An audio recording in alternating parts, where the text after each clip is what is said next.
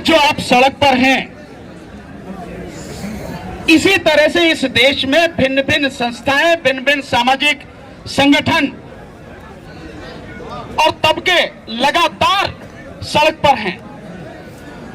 चाहे वो बेरोजगार युवा हो, चाहे वो किसान हो, चाहे आंगनवाड़ी महिलाएं हो, चाहे फौजी हो, जिस तरफ देखो अलग अलग तरीके से सभी लोग सड़क पर हैं और सबकी पिटाई हो रही है। मैं ये शब्द इस्तेमाल करूंगा, शायद सही रहेगा, आम जनता को समझ में आ जाएगा।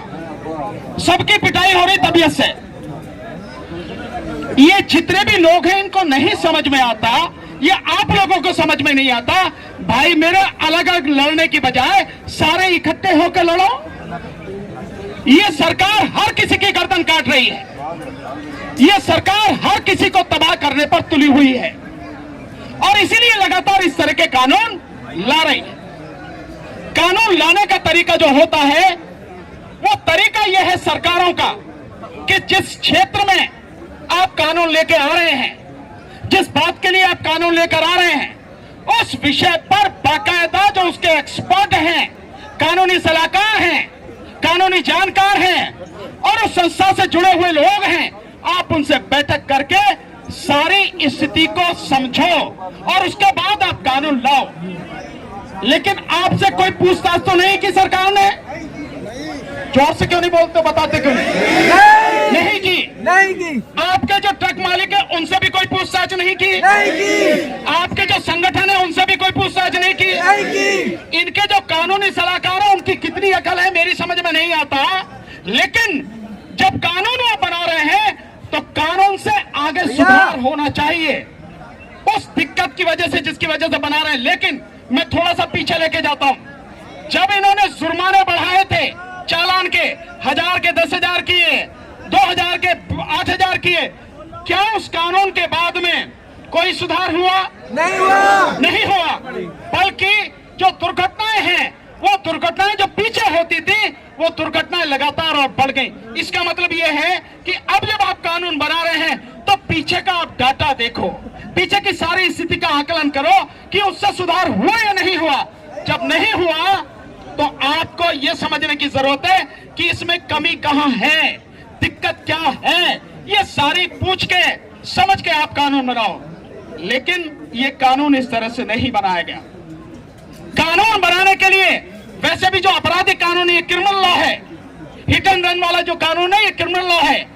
क्रिमिनल लॉ के लिए जब आप कोई भी अमेंडमेंट कर रहे हैं, कानून बना रहे हैं, उसके लिए एक बहुत ही अच्छा एक आधार बनाया गया है और वो है कि चाहे 100 के 100 गुनहगार छूट जाएं, लेकिन किसी भी बेगुनाह को सजा नहीं होनी चाहिए। इसके अलावा जब तक सिद्ध ना हो जाए तब तक हर व्यक्ति निर्दोष है। लेकिन इस कानून के बनने के बाद क्या होगा? इस कानून के बनने के बाद होगा कि पुलिस को खुली छूट मिल जाएगी, आरटीओ को खुली छूट मिल जाएगी कि आपको जब चाहे, जहां चाहे, जैसे चाहे, जितना चाहे आपका शोषण कर सके। 7 लाख रुपए जुर्माना है ना? अगर किसी को पकड़ लिया तो 7 लाख रुपए जुर्माने की जो बात आई, उस 7 लाख के जुर्माने में जो ड्राइवर है वो तो दे ही नहीं सकेगा और उसे अगर बंद कर दिया उसका परिवार भी बर्बाद हो जाएगा। साथ में जिनके जो वाहन है, जो ट्रक है, बस है, निश्चित रूप से वो आदमी भी 7 लाख रुपए जुर्माने नहीं दे सकेगा। जिसका मतलब, आप देखिए सब लोग, जिसका मतलब है कि सरकार को ये कानून लाने से पहले 100 बार सोचना चाहिए था। आज जो बात हो रही है कि आपकी तरफ से समझौते की बात की गई है, मैं समझता हूं हमेशा जो लड़ने वाले लोग हैं, जो दुखी लोग हैं, उनकी पीठ में छुरा भोंका जाता है।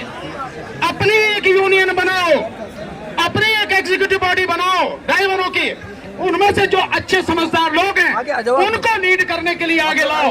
और जब तक वो आपके सामने सरकार से बात करें, और बात सरकार से कुछ नहीं करें, बहुत सीधी सी बात है, भैया कानून वापस ले लो, हमें तो बात करने की जरूरत नहीं है। जैसे कृषि कानून वापस लिए, कोई लिखित में समझौता नहीं। आप जानते हो मोदी और अमित शाह को यूटर्न मारने में इनका कोई दूसरा, मतलब इनका मुकाबला नहीं कर सकता। आपको लिख के भी दे देंगे तो क्या कर लोगे आप? यूटर्न कर जाए, क्या फर्क पड़ता है उन पे? मौखिक की तो कोई बात ही नहीं है, मुंह जबानी की कोई बात ही नहीं है। लिखित में भी आपको दे दे तो भी निकालने में इन्हें जरा सा फर्क नहीं पड़ता। आपको ध्यान नहीं है तो ध्यान करो। आप जब सीए एनआरसी का आंदोलन चल रहा था, सीए एनआरसी के आंदोलन में इन्होंने कहा कि हम पूरे देश में जेलें बनाएंगे, डिटेंशन कैंप बनाएंगे।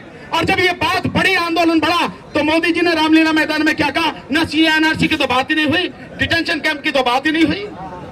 ये ऐसे पलट जाते हैं। सो मेरा आपसे निवेदन है, हम आपके साथ, हमारी टीम आपके साथ, जिस तरह की भी कानूनी सलाह, जिस तरह भी कानूनी मदद आपको चाहिए, हम बिना किसी पैसे के आपको वो प्रोवाइड कराएंगे, ये मेरा वादा है। दूसरा आपसे निवेदन है, धोखे में मत आ जाना, झांसे में मत आ जाना। सरकार के दलालों की कमी नहीं है। आप ही के बीच से लोग मिल जाएंगे जो चंद पैसों में बिक जाएंगे और आपका सौदा कर देंगे। ध्यान रखना इस बात को, मैं बार बार कह रहा हूं। इसलिए साथियों, अपने बीच से अच्छे लोगों को चुन के अपनी टीम बनाओ और तब जाके बात करना। और बात तो मैंने सीधे ही कहा, कोई बात ही नहीं, तुम कानून वापस लो, खेल खत्म, पैसा हजम। क्या जरूरत है हमें बात करने की? क्या जरूरत है? ड्राइवर एकता। दूसरी बात साथियों, अभी इसी मंच से आप घोषणा कीजिए, मैं नहीं कर सकता क्योंकि आप ही कर सकते हैं, उसको आप ही को अधिकार है, कि जब तक सरकार बिना किसी शर्त के ये कानून वापस नहीं लेगी, तब तक आपकी हड़ताल जारी रहेगी, टूटेगी नहीं किसी भी कीमत पर। इसी तरह से और एक छोटा सा और निवेदन कर दे रहा हूं, हम सबकी, सभी देशवासियों की समस्याओं का जो सबसे बड़ा कारण है, यह है मोदी सरकार। और मैं बात स्पष्ट कह रहा हूं, जब तक इस सरकार को उखाड़ के नहीं फेंकोगे, इस देश के लोगों की समस्या का समाधान नहीं होगा। इसलिए, और ये सरकार जीत के आ रही है केवल ईवीएम से। और हम यही जंतर मंतर पर 2 दिन बाद 6 जनवरी को ईवीएम के खिलाफ आंदोलन कर रहे हैं। पूरे देश से लोग आ रहे हैं। मैं आपसे भी निवेदन करता हूं, आप भी आइए। हालांकि आपके पक्ष में मैंने रात ही प्रेस कॉन्फ्रेंस करके आपका समर्थन दे दिया था। आपकी हड़ताल को मेरा समर्थन है। जो कानूनी सलाह आपको चाहिए, कानूनी मदद चाहिए, वो आपको हमेशा उपलब्ध रहेगी। रात ही मैंने ये सारी बात कह दी थी और लाखों लोग उसको देख भी चुके हैं मीडिया पर।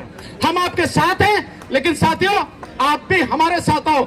व्यक्तिगत मेरे लिए नहीं, ईवीएम की लड़ाई मेरी अपनी नहीं है, यह हर व्यक्ति जो खड़ा है उसकी लड़ाई है, देश की लड़ाई है। मैं आज तक किसान आंदोलन में था, वो मेरी व्यक्तिगत लड़ाई नहीं थी, देश की लड़ाई थी। 13 महीने साथ रहा। सीए एनआरसी के आंदोलन में पहले दिन से आखिरी दिन तक साथ खड़ा था उनके। और सरकार की हिम्मत नहीं है कि आज तक भी कानून पास करा लिया, राज्यसभा में भी, लोकसभा में भी, राष्ट्रपति के साइन हो गए, नोटिफिकेशन हो गया, फिर भी लागू नहीं कर सकी। सरकार की हिम्मत नहीं है। आपके साथ रहेंगे, मेरा अकेले का नहीं था, लेकिन फिर भी मैं साथ था। इसी तरह से जो वन पेंशन वाले हैं उनके साथ खड़ा हूं, जो ओल्ड पेंशन की बात कर रहे हैं मैं उनके साथ खड़ा हूं। व्यक्तिगत मेरी लड़ाई नहीं है, व्यक्तिगत मेरी लड़ाई में कभी मत आना, पर जब सबकी लड़ाई हो, समाज की लड़ाई हो, तो साथ देना। पर 2 दिन बाद 6 जनवरी को सबको आना है, जो आज आए हैं औरों को भी लेकर आओ। बस इतना ही कहना है, हम आपके साथ में हैं। बहुत बहुत शुक्रिया, सभी को आदाब, सत श्री अकाल, नमस्कार।